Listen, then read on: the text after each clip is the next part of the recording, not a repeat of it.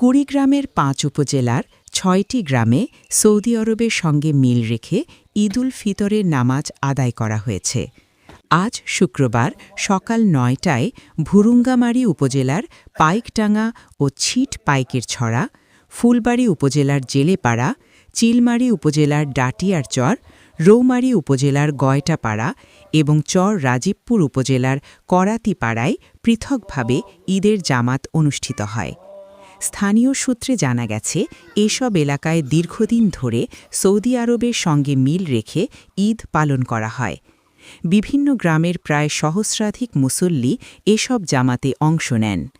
আয়োজক ও মুসল্লিরা জানান, তারা ধর্মীয় বিশ্বাস অনুযায়ী প্রতি বছর একইভাবে ঈদুল ফিতর ও ঈদুল আজহারের নামাজ আদায় করে আসছেন।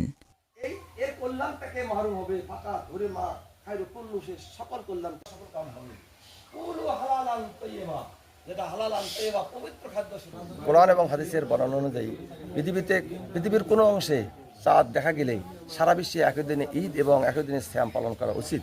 এই বিষয়টি গ্রহণ করেছেন আমাদের মহম্মদ ইমাম আবু হানিফা। তিনি ফতোয়া স্বামীতে সে বিষয়টি উল্লেখ আছে। তিনি বলেছেন, পৃথিবীর কোনো অংশে ঈদের চাঁদ দেখা গেলেই সারা বিশ্বে একই দিনে ঈদ। তাই আমরা সেই ইমাম আবু হানিফার ফতোয়া এবং কোরআন এবং হাদিসের বর্ণনা অনুযায়ী আমরা আজকে ঈদের জামাত আমাদের আয়োজন করেছি।